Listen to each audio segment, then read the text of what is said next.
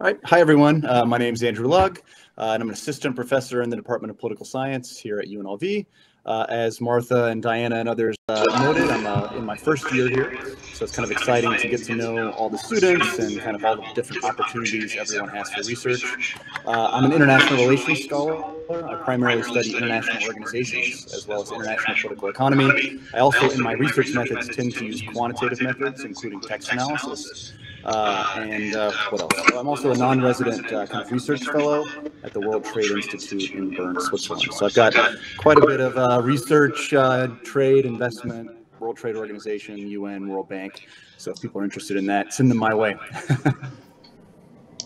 And then we'll go ahead and go on to Dr. Saladino. Hi, everyone. My name's Caitlin Saladino. I've been at UNLV for just close to about 13 years. I started as an honors college student, like many of you, earned my master's degree in communication studies, and finished my PhD in public affairs a few years back. I'm now the Director of Strategic Development at Brookings Mountain West and the Lindsay Institute, two sister think tanks here on the UNLV campus. And I also teach within the Brookings Public Policy Minor, a program that I know some of you are already in. But for those of you thinking about it, I would be happy to elaborate a little bit more on that program as we go today. Perfect. And then we'll go ahead and go, I'm just going in the order of my screen, William Brown. Oh, thank you, Dana. Good evening, everybody. Thank you for inviting us. I'm Bill Brown, UNLV Director of Brookings Mountain West, which is a partnership between UNLV and the Brookings Institution in Washington, D.C., a global think tank.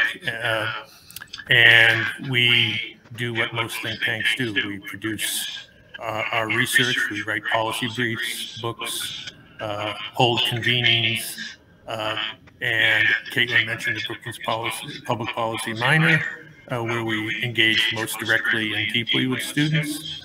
But we also have research students from across campus who are interested in all aspects of policy work with us because we are interested in all aspects of policy. Perfect. Thank you so much. And then I guess that just leaves our wonderful rep from OUR, Dr. Oganessian. I think I butchered that again. I'm so sorry. But I guess that just leaves you. Hi, everyone. My name is Rafael Oganessian. I am program manager here at Office of Undergraduate Research. I actually graduated a PhD from UNLV Department of Political Science in 2019. My research includes voting behavior, particularly for non-voting and election forecasting. I'm actually still doing research despite I'm in admin. And as program manager at Office of Undergraduate Research, I'm also in charge of all of our programs, funding opportunities, scholarships, fellowships that we offer here at OUR. Thanks for having me.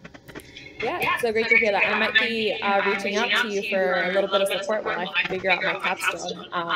So that's the one class I'm taking this semester that I'm really excited about. But so with that, I'm going to go ahead and dive us straight into our questions. But I think this first question is really like the biggest one, given that we are such a big research institution at UNLV. But what value do you see in undergraduate research? We'll go ahead and start with Dr. Lugg and then go the way down again. All right, great. I think this is a really good question. And I wrote a couple of things down that I kind of wanted to hit. First is, and I think that this is really important for y'all as students to kind of realize, is that we live in an increasingly data-rich environment, right? Both in the workplace, but in graduate school and everything. So if you can sort of build up kind of these in-demand skills that relate to data, I think you're going to be in a better place when you graduate, right? Kind of regardless of what you want to do, being able to kind of do these sorts of things, or they're in-demand skills. So I think it really helps you kind of open up some doors. Moreover, I think it creates opportunities for you, right? This is kind of related, but I think it's important to kind of parcel these two things out. I mean, if you can sort of go to a job interview or write a cover letter or put in your resume or your CV that you know how to do data analysis in R or Stata, or that you've worked on a big research project, like hiring managers, graduate admissions committees, they're going to pay attention, right? And that's really going to help you kind of open up different opportunities for you. And then third, I wrote down it's fun, right? I think it's actually fun to do this kind of stuff. I think it helps you learn how to think better, think through problems in a very rigorous manner. And so not only do you get skills, it opens up opportunities, but it's also fun. So that would be my pitch for why you should engage in undergraduate research. Okay, perfect. And then we'll go the same way we did with introduction. So Dr. Saladino, I believe you were next. Sure, thanks. Undergraduate research is a really unique opportunity for each of you to build your own professional sort of resume as you're moving through your undergrad. It's not the typical way that students engage on campus. Most students go their entire undergraduate career sometimes not doing this kind of work. So setting yourselves apart from your peers as you look towards graduation by having that research experience can be really prep you if you're looking for the next step in your higher ed journey, especially if you're applying for grad school. I'll give a shout out a little bit to the Office of Undergraduate Research as well, because a lot of the work that we do with our students at Brookings Mountain West naturally flows into the programs that they have set up. So there's a lot of opportunity to engage directly with faculty members. Most of the time you might not know it, but if you were to ask a faculty member what they're working on with their research and if they could use any help, the answer is almost 100% of the time correct, yes. It would be a great opportunity for you to make those connections, build rapport with faculty on campus, and then see some of those projects through into conference presentations through the symposia that OUR offers, for example. We see that happening a lot with the students in the Brookings Public Policy minor. They take assignments that they've started in courses related to public policy in my class, for example, and then find ways to repackage it and start to think about it in terms of the public forum of the UNLV community and present in those ways too. So there's just so many different ways you can apply the work you do with research, both for your own personal benefit, but also to benefit the community as you bring those new ideas to the forefront. Oh, I hate speaking after Katie. Thank you. But let me add a little bit to what our speakers have said, I hope. Doing research at the undergraduate level couldn't be more important these days. And the skills you learn, whether it's data-driven skills or enhancing your writing skills and your analysis skills, will serve you well wherever you go, whether that's graduate school, professional school, or right into the workforce. So we've had a number of students graduate our Brookings Public Policy minor and go right into work in research, whether it's on the corporate side or the local state government side, or even with think tanks themselves, including us. So there's nothing in doing research that wouldn't be beneficial to undergraduates. And in our case, selfishly speaking, it's something we've gone from dipping our toe in and experimenting with to now relying on. If there's a benefit to COVID-19, and I don't want to suggest there were many, but it forced us to, obviously, as with many other, reconfigure what we were doing. And we were actually able to be more productive on the research side once we handled the remote issues and of that, and increase our productivity markedly on the research side, create some resources we may talk about a little bit more later. So if you're an undergraduate, please explore any and all research opportunities, including internships, which I'm a huge fan of, and I hope we have a chance to talk about.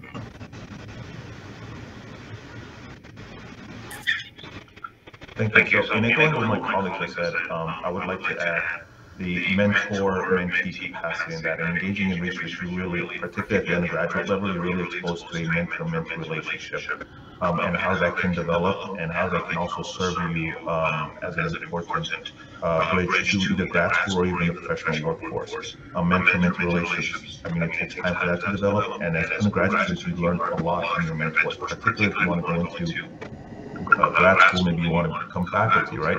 You know, having the faculty mentor right there as an expert in that field can really help you with that.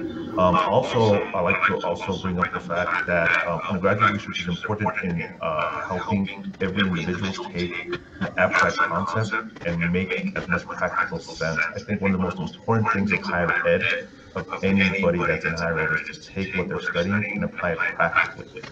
Why should a person walking down Maryland Parkway care about what I'm studying? And if you can do that, you're golden.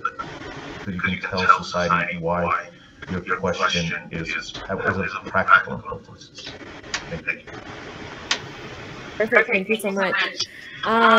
So this brings on my next question, just given that we have 3 very different ways that students can get involved in research represented on this panel through OUR, either through a direct relationship with a professor in their respective departments, or through Brookings, which I think is a great department on campus. But in your respective departments, how can students get involved in research? And this time, we're actually going to start backwards. So we'll start with Dr. Aganassian, and then that way, Bill, you can go ahead and go before Dr. Saladino this time. Oh man, how much time do you have? All right, so I'll try to make this very quick. All the resources we offer is geared for undergraduate students who are interested in research. Now, we will accommodate students who are novice students just entering, and we advise them to make a research advisory appointment and talk to a research advisor to see what are the intersecting research areas that they share with a faculty member in their department or in any department. For students that are already conducting research with faculty, we have fellowships, scholarships that we offer. Our most popular one is our Research and Graduate Research Fellowship. We pay students $1,500 to engage in research with faculty. And I know Brookings has been a very big being represented in a lot of our programs. We have a research journal, it's a peer-reviewed research journal that we publish twice a year. So we tell students this is about the process, right? It's not necessarily you're getting a good publication, which you are, but we're trying to introduce students to this process of publication, right? The revise and resubmit option, you know, that whole process of getting scholarship out there. We also have our research newsletter, so we have a whole host of multitude of resources that we offer to our students, but we try to tailor it to each student need. Perfect. And then, yeah, we'll go ahead and continue with you, Bill. Well, now I'm intimidated having Caitlin come after me and correct everything I say. So we'll see how that goes. Let me say that I think that much like life, one of the first things you need to do is show up, and that might be the hardest step for some students, just thinking that someone would even consider talking to you or spending time with you. So let me abuse you of that notion on this campus, and not just among this group, but among so many other faculty and staff who are out there. Explore opportunities. If you're not sure if one's there, knock on that door anyway and make your opportunities. I have to confess that some of the best students we've had are simply ones who knocked on the door and said, you know, are you the Brookings institution? You know, the real Brookings institution? Because I don't have time to talk to you if you're some kind of con job here on campus. And just take it from there. I mean, I mentioned internships earlier, and that can be a great way to both develop your research skills or take them to a next level if you already have some.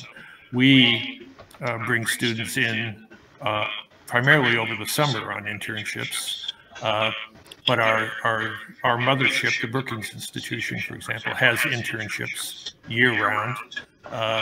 And obviously they're highly competitive, but we've sent students physically back to Brookings for internships where they get to research at one of the nation's great think tanks and experience life in the DC Beltway, if that has any appeal to anybody these days. But you can also do that, right here in Southern Nevada with us, with any of the departments and faculty on campus, but also in the region. There are a lot of great opportunities here. Now I understand your struggle, Bill, because you took all my answers this time. So a couple of ways that students get involved with Brookings Mountain West and the Lindsay Institute in particular. Obviously, the Brookings Institution has an offshoot here on campus, Brookings Mountain West. The Lindsay Institute is sort of the, Las Vegas-focused, output of intake activity in the areas that Brookings doesn't cover. So together, there's faculty members on our hallway that are in lots of different disciplines, whether it's computer science or public policy or education, political science. All of us sort of come to the table with different policy ideas. What is the experience like for students when they interact with us? Extremely interdisciplinary and extremely involved. I would say the students that do interact with us pretty regularly know that there is basically no limit to the ways that they can engage with us. We've had students come in and write opinion editorials that ultimately end up in local papers here in the Las Vegas area and across the state, and even nationally in some cases. We've had students, like Bill said, intern at Brookings. Students that come and intern with us over the summer get a crash course in what it's like to work in a think tank on a daily basis. One of the biggest activities that our students participate in is the Data Hub. And for those of you that haven't seen this resource or played around with it, it's a multidisciplinary approach to synthesizing national level data sets for a Mountain West audience. So we operate in the real world. As many of you probably know, as political science students, the Nevada legislature is about to kick off. That happens once every 2 years for 120 crazy calendar days. So one of the biggest things that we try to teach our students is the importance, not just of understanding the data at a national level, but being able to pare that down so that someone, like a policymaker who sees, between 1,000 and 1,200 bills over the course of that very hectic period of time every 2 years, actually has the information in a format that is digestible and easy for them to work through so that they can make informed decisions based on data. That doesn't happen unless we package it in a way that, pares that data down to no more than 2 pages, because their policy load is so vast and the amount of time in that policy window is so short. So students actually work primarily on those. We, and I say we, meaning literally Bill and myself, have co-authored just about 200 of these publications since this project launched in January of 2020, which was a great time to start new projects. But we are really proud of the effort that our students have put into this product because we know, without a doubt, that it's making enormous impact. Just for fun, one publication that some students that many of you probably know who have now graduated out of political science, one that they co-authored on the state of mental health for our Nevada youth was so well received that it was actually recognized by Senator Catherine Cortez Masto's office and received a congressional commendation for its impact on the policy landscape of Southern Nevada and the state. There's money being poured into mental health programs as a result of that publication. I can tell you that definitively. So just to kind of give you a hint at the impact that this kind of work can make, it happens in real time, and it really does make enormous impact. And again, those projects are being led by undergrads like yourself. All right. Yeah. So I'm just going to echo what some other people have said and then try to mention a few kind of more specific kind of political science department opportunities. I mean, first off, follow up with these like Brookings. I mean, this sounds great, right? I mean, this Brookings resource I think is really amazing. Having interacted with Brookings in DC when I was at the University of Maryland, I can assure you this is a really unique opportunity here. And I'll just echo what Dr. Brown said before, in the sense that sometimes you just got to knock on doors and ask, right? I mean, if you take a class and you like the class, or you think some of your things that you're interested in align with what different professors or faculty members are doing, I think it's worthwhile asking, right? The worst that can happen is they can say, well, right now I'm kind of in between things and, it's not going to work out this semester, but what about next semester? And so I think, you know, if you just sort of make sure that you're asking, knocking on doors, and don't be discouraged if maybe the first couple times you try, they're busy or something else is going on. You're just kind of persistent and you just sort of keep trying to do it. I think you'll eventually, you know, find some opportunities. Another few things that are kind of in the political science department is the BA/MA program. I think is a really good program that the department is doing, and having taught some of the master's, PhD level classes that are being offered now to BA/MA students, I can tell you that, you know, one of my goals is to introduce students to advanced quantitative and qualitative research methods, and to have them start carrying out pretty sophisticated projects from an early stage, right? So that's going to give you, I think, a leg up in both interpreting kind of research, but also potentially being able to do some research of your own, which I think is really important. And then finally, also don't underestimate, like, you get to do a capstone if you're a political science major, and that actually is research that you're doing. You know, I'm going to be teaching that class next semester, and the students are going to be doing a research project, right? And I think I was going to talk about this later, but I'll give you a head out. University of Maryland that got published in a top-tier academic journal, and ended up doing a PhD. She's at MIT right now doing a PhD, right? So, you know, these things can be serious research projects that turn into something, especially if they kind of get pursued over time. So some of these opportunities are built into being a political science major, and so make sure that you take advantage of them.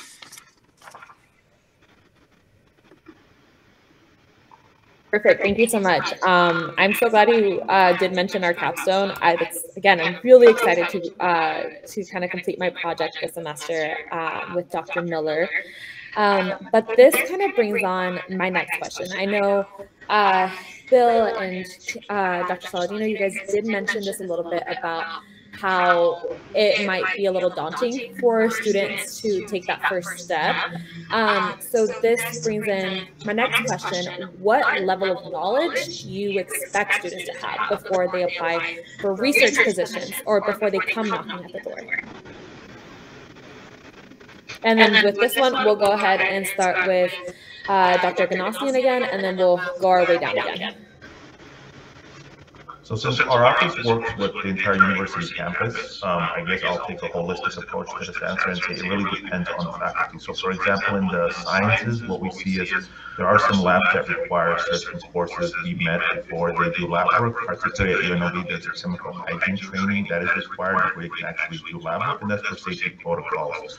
For the social sciences, primarily, it's what our office does is we try to match you up with faculty members, but it's really up to the faculty member themselves to, you know, decide if they're going to take on the student. And from on my account here, the past almost 4 years, I've never heard of a faculty member saying, you know, you have to take political science 302, have quantitative methods under your belt before we can work together.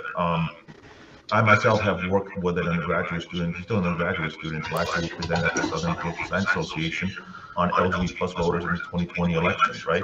This individual knew had some math background, but again, there was nothing that I couldn't teach him or we couldn't work together and present a paper on. So it's literally based on faculty at UNLV, and most of the faculty that I've experienced are very open to accepting students without any conditions or preconditions attached. Thank you.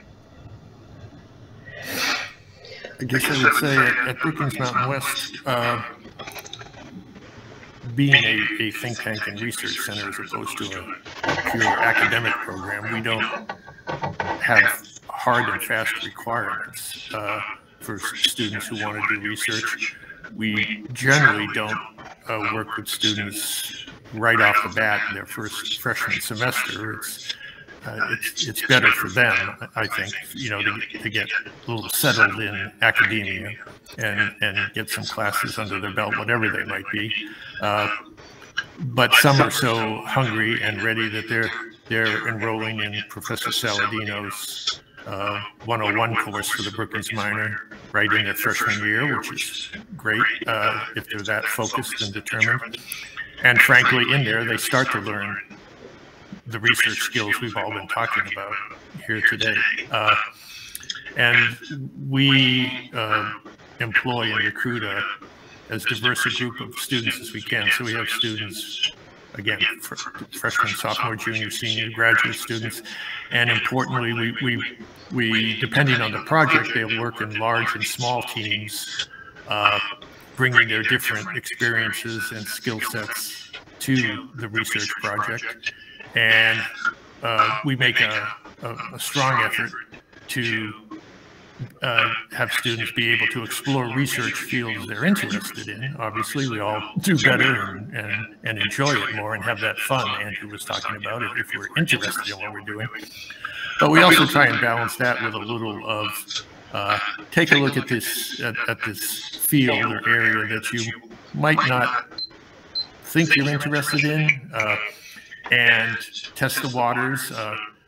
That's also a little selfish in some ways, because people who aren't so immersed in a project, in a field, can bring a different and sometimes unbiased and more critical eye, and can be a very valuable team member in that sense. And it also shows students how interrelated policy areas are. You can't talk about education if you're not going to talk about the demography of your community, or the workforce of your community, or the health of your community. That's we try and bring that real life aspect of research to students. Yeah, I'll elaborate on that as well. I think the biggest asset of working in a think tank environment, as I've hinted at before, is sort of the notion that everybody's coming to the public policy table with a very different perspective and a very different lived experience. If I had to answer, like, what skills do you need to engage in research at Brookings Mountain West? The only skill you need is the desire and motivation to learn. Everything else is sort of technical. I will say some of the most impressive work we've seen from students are them bringing their lived experience from the various disciplines that they're studying to the policy table. The course I'm teaching right now, like Bill said, the URST 101 Brookings Intro to Public Policy course, asks students from all over campus to come together and study a policy topic that is important to them, and to convince everyone else around the table why it should be important to their peers. And there hasn't been a single semester where everyone sitting on the table is a public policy student or a political science student. I have students in chemistry and in civil engineering and in education and in environmental studies, all of whom are like-minded in the way that they care about public policy and improving policy for our community. So, you know, when we have a civil engineering student who in their major has been working in ArcGIS, we can connect them with a demographer that we're working with, and they can speak the same coding language, but come to a very different result than that student might come to in a civil engineering class. So, and I can think of countless examples of sort of that approach and why that approach matters. But we find that our students oftentimes come in with basically no experience, whether it's, you know, GIS or R or Stata or Tableau, and by the time they leave us from their internship or from courses in the Brookings Public Policy minor, their various activities and assignments have exposed them to all of these different tools that they can use to interact with the policy realm.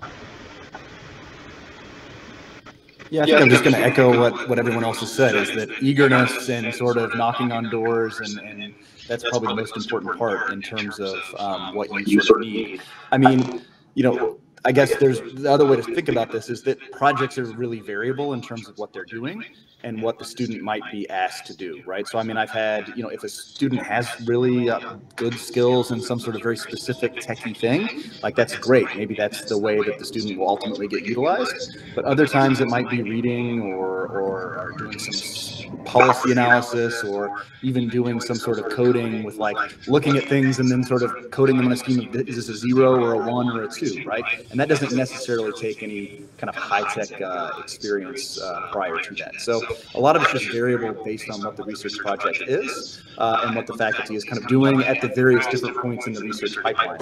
And so there's often opportunities for people of all skill levels, and I think that that's an important point to emphasize. Perfect. Thank you so much. I think that this question actually stemmed from a lot of the board members as a whole. When we were preparing these questions, a lot of times students might feel A little bit like unmotivated to apply for certain positions or to even knock at that door because they don't feel like they're qualified enough, which is why this question is so important, I feel, for this panel. But for the sake of time, because I do want to open up the floor for the students that are on to ask any additional questions, I'm going to leave off with one last question from me, which is about time. What is the time commitment to create good research? And we'll go ahead and start with Dr. Lugg this time and go that way down again. So do you mean the time commitment from the student or like the time commitment in terms of the overall project? The time commitment from the student, like how much should they anticipate on a weekly basis? Yeah, I mean, I think that's going to be really variable in terms of what you're doing, right? I mean, and so that's going to be contingent upon whether or not you're doing an independent study with a faculty member, or if you're maybe working part of a grant that a faculty member has, and the sort of grant stipulates it's 5 hours a week. So that's going to be really variable, and it's really going to depend on the nature of the project and the nature of sort of the student's relationship with the researcher. If you're sort of doing a project with a professor or with a public policy person. So that can vary a lot, right? It could be as few as an hour or two a week, or it could be more like 5 or 10. In terms of like your classes, those tend to sort of conform to like what you should expect from a normal hard class, right? Like you're going to be putting in your 5 or 6 or 7 hours every week to kind of get your capstone done, etc. But in general, this isn't like, you're not going to be spending all your time doing it, right? It's not going to necessarily overload you, and I think that's important to realize is that very good research is often like chipping away at an iceberg, right? You're kind of, doing your couple hours, 5 hours every week, and so you can do really cool things with not necessarily a huge amount of time commitment, and hopefully you can fit that into your schedule. And so I think that's usually possible for people to do. I'll echo all of that. It's completely variable. But I will say, for our purposes, and maybe I'll steal Bill's answer here again, but our students typically, because they are actually paid and our internship positions are paid over the summer, work between 10 and 20 hours per week, depending on if they have any other roles on campus. There are restrictions as to how many hours you're allowed to work, and so we are under the sort of restrictions of HR in that regard. Yeah, we don't want students to forget their students, right? First and foremost, as much fun as we have doing what we do. So Caitlin's timeline is about right, and that's why we have always have a large and evolving calendar of projects. Some are very short. We might, student might spend 5 or 10 hours, in 1 week, and their part of that project is done, and then we need to pick it up and carry it on from there. They might, on the other hand, they might be working with a faculty member or visiting Brookings scholar on a project that's going to be a semester or more, and they might be working on the beginning of that project, or the middle of that project, or the end of that project, depending on when they join us, and might not see the other parts of that. So knowing that students have other commitments and concerns, we always try and devise our schedules around their academic work. And echoing what my colleagues have also said, again, it's very variable, and I would just like to add that it's extremely important once you meet with your faculty research mentor to also sit down and talk about the hours it's going to take, is it 5 hours a week, even if it's unpaid, to, have that conversation to make sure you know what you're getting into. And I'm saying this in an initial way, right? There's unfortunately an omnipresent myth all over higher education that professors are these gods that, simply go home and study, and you're unapproachable, and during office hours is what you wait until during finals week, right?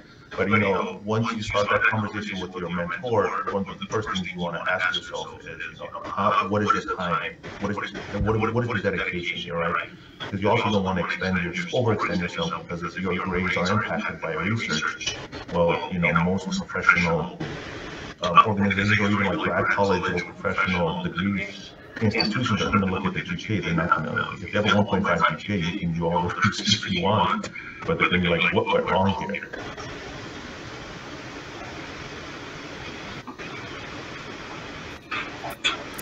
Okay, perfect. Well, this is where I'm going to open it up to the students that are on the call. If you all have any additional questions, you can either type it in the chat or you can unmute yourself and ask it, live.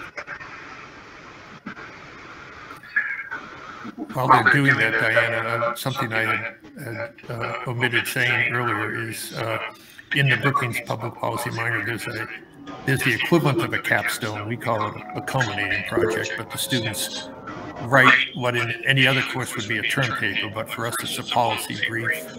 And I know this is being recorded, but I'm going to say it anyway, Caitlin. These student culminating projects are among the most downloaded and cited works that we produce with all our scholars and all our because they're doing such timely, topical, relevant research.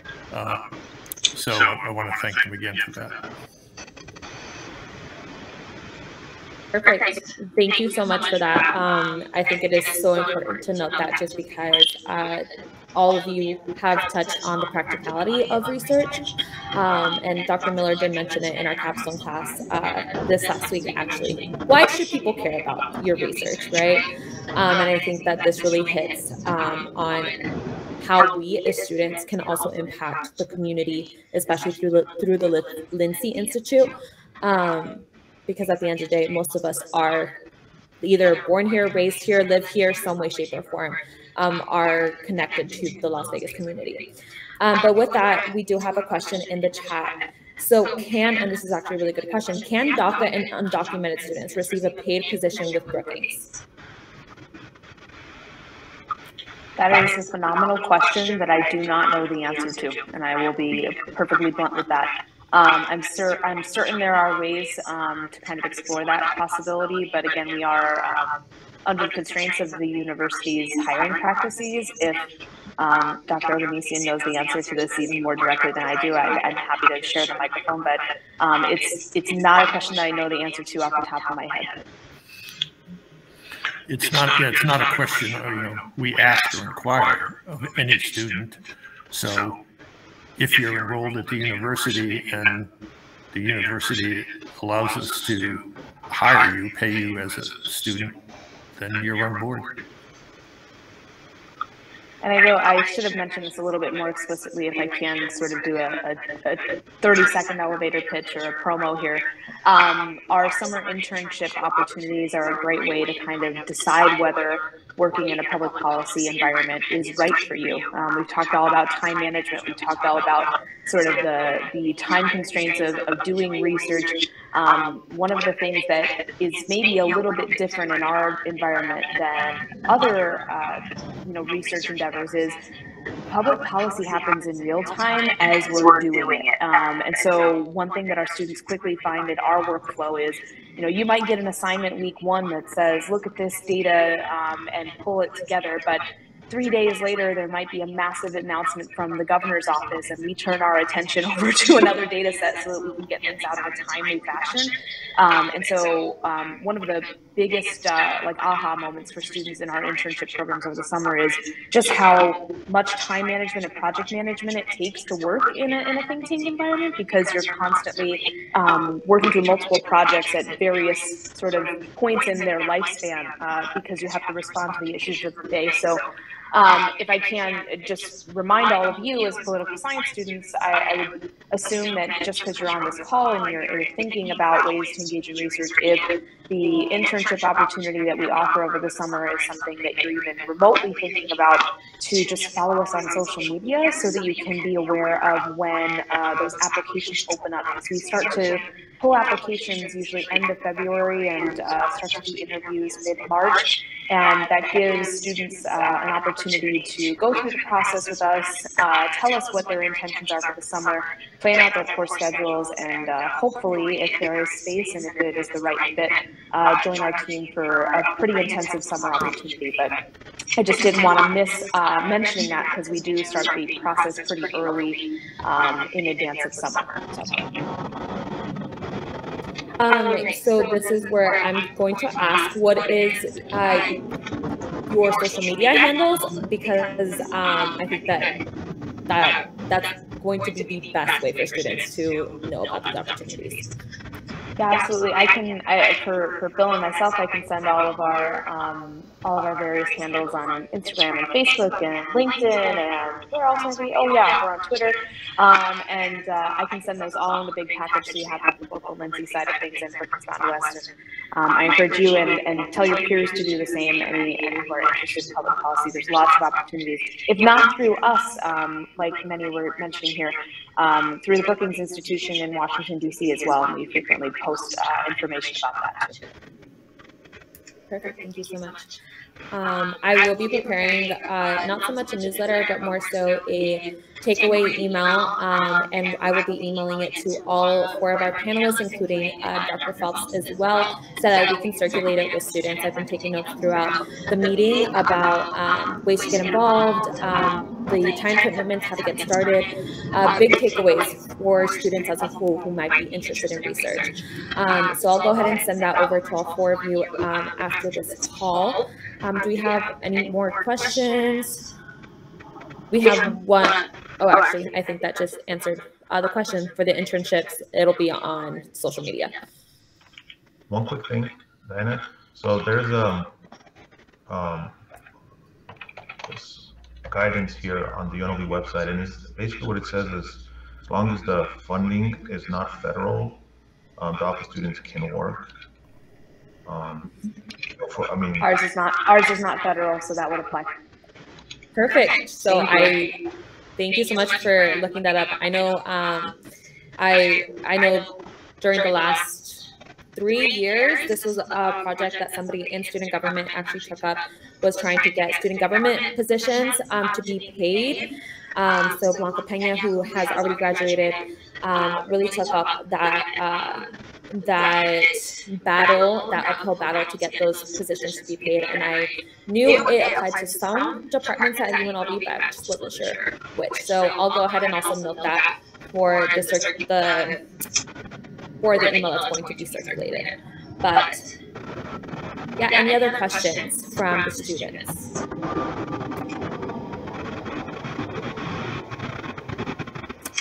While you guys are all typing, I do want to say a big thank you again to our panelists. I've heard so many great things from other students who have been engaged with research through the BA/MA program.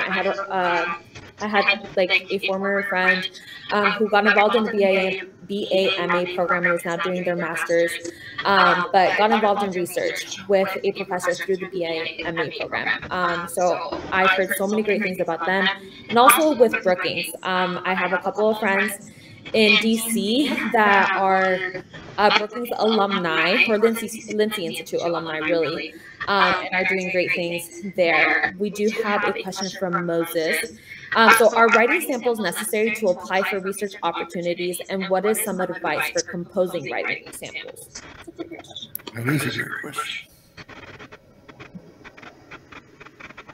I'll open this up to whoever wants to go first. Well, we have not required them at the undergraduate level. We do ask for, your resume and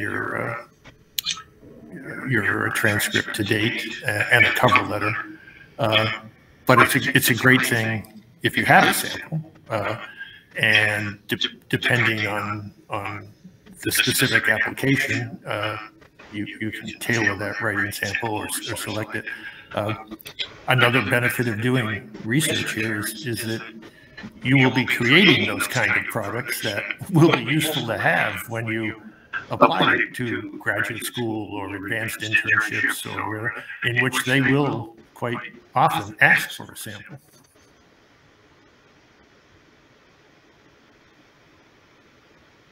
Yeah, I'll just quickly say that most kind of research that's going to be initiated by knocking on a professor's door typically is not going to require like a formal application procedure like that. But I'll just pick up on William's point in the sense that being able to like have high quality things that you've done either through an internship or a program like Brookings, or maybe in a master's class or a capstone class, that can be something that's really good for you in the future, right? So if you can develop a high quality thing to have that you can maybe talk about in your resume or your cover letter, or even have as a writing sample for graduate school, can really help you stand out from the crowd. So you don't necessarily need these things. It's not a catch-22, right? You don't necessarily need these things to get a research position or to get experience doing research, but you often do produce these things over time once you start doing some research and kind of get further along in your academic career, and they can be really helpful to have those.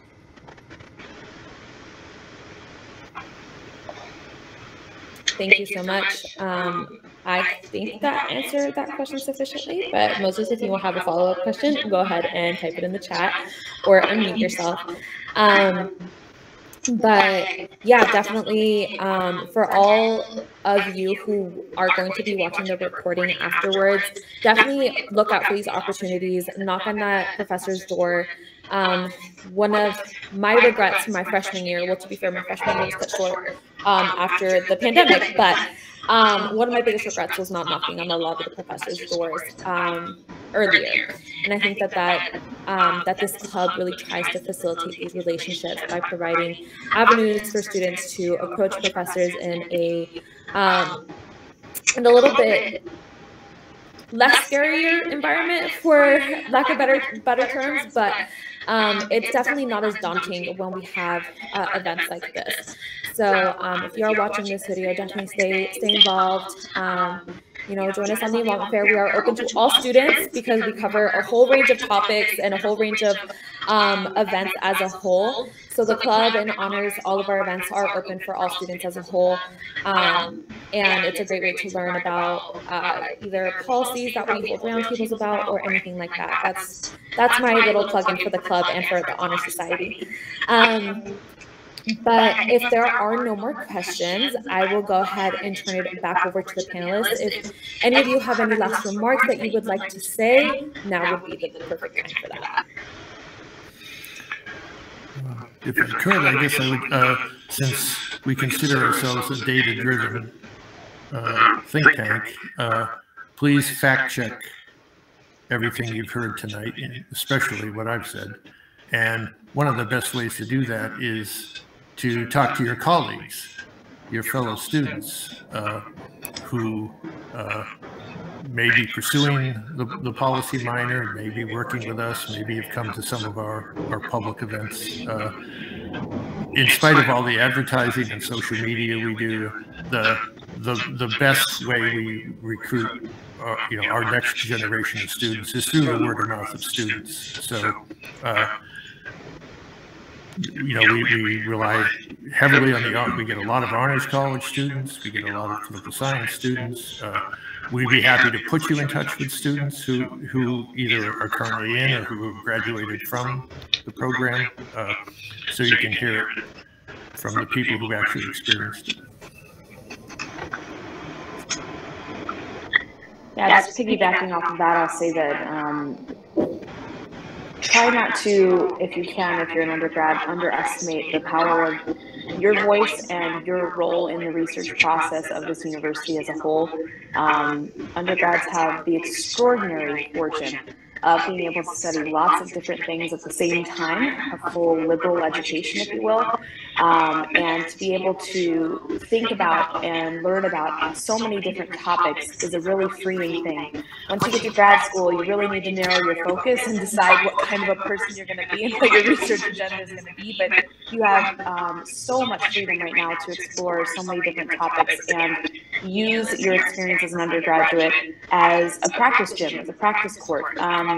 Use the opportunities that we've talked about today as a safe space and a laboratory for you to test these ideas out. take advantage of, things like the OUR symposium that come up. Sorry, Rafi, I'm stealing your thunder. But it's so true. And students don't take advantage of these opportunities to extend what they're working on out to the public. And you're never going to be prepared for a full-fledged academic conference, in your respective field if you haven't tried it out at your own home university with things like the symposium. And you're never going to be ready for grad school if you haven't engaged in preparing some of these materials, whether it's writing samples or beefing up your resume or your CV with experience like this. So everything you're doing right now, simply being in this conversation right now, is the right step. You're thinking about your future and you're investing in it by trying to diversify your experience while you're here as an undergrad. If I could turn back time and I could have been more involved while I was an undergrad at UNLV, I would have. Once you graduate, the opportunities, the number of scholarships, the number of things that you can do, they start to decrease the further you get in your education, and then increase based on whatever field you end up in, of course. But just take advantage of this time. It's such an exciting point in your careers. I could echo what also Caitlin said, and just add to the fact that don't wait until your senior or junior year. Like if you're a freshman or a sophomore, get started on undergraduate research early. You don't have to be a senior to, engage in undergraduate research. There's professors work with sophomores, juniors. I myself worked with a sophomore. So it's not something that you have to wait until you're later in your academic year or academic undergraduate career. Start by making a research advising appointment with our office to see what types of research interest you. And we'll also try to match some of the faculty. We'll go through the faculty profiles, look at their CVs, see what's out there, what are the intersecting research areas that you have, and then go from there. Yeah, I think I'll just echo what everyone else has said. But first of all, thank you for organizing this. I think it's been really useful for everyone. Take advantage of these opportunities. Start early. Knock on doors, ask around, and be persistent, right? I think if you're persistent, you will find some opportunities, and people will work with you to make sure that those opportunities fit with your schedule and give you skills that can really help you stand out when you are applying for a graduate school, law school, you're going straight into the workforce. Do this, and I think you're going to be well positioned. So I encourage you all. As we wrap up, one of the things I also would like to say is that we know a lot of our high-performing students have imposter syndrome. I'll tell you a secret. We have imposter syndrome too. But the thing is, you might think you're not good enough for this. And I'd like to tell you that you're wrong. And you may not have the skills to do it. But we can teach you that. That's not hard. What you have and what we can't teach is curiosity and desire. So if you have curiosity and you have desire, these are amazing people to talk to that. I'd like to, again, the Office of Undergraduate Research has really easy advising appointments to make, and they're probably the best way to start. They also have a journal that they publish in. They have excellent ways to do that. I have found for my own students that the internships with Brookings have been life-changing for them. And as well as we have individual professors that have great knowledge and the desire to incorporate students into their work if they can. And if a professor can't help you, they're very likely to say, "Wow, that sounds really interesting. I'm busy right now, but have you talked to Dr. Lug? Because I think that might lines in with that." So I just really encourage you, even if you think, "Wow, that all sounds great, but like, I'm a sophomore." Many of these seniors that you're listening to or that you hear in the clubs, they were young too, and we got them involved early, right? Many of the times you're going to have to apply and really know things and how to get advanced, they come your junior year. So many of our juniors handle that well and do it as seniors, but it's okay to start early. We want to help you. Everybody here is outside of their working hours trying to talk to you about how they can best help. So I encourage you, if you're listening to this, please, these people want to help you. So if you want to do this, I highly encourage you to reach out. Brookings, again, has that amazing summer internship, or the Office of Undergraduate Research has advising appointments. They handle everything from how do you do a lit review to how do you pick a topic to what is research and why do I want to do it? And as well, this didn't come up, but our librarians, all of our subject librarians can make appointments, and they're very good at how do I actually do this research. So putting that all together, I think that UNLV has great resources for you. And I'm ecstatic that Diana and the undergraduate board has put this event together to give such good information.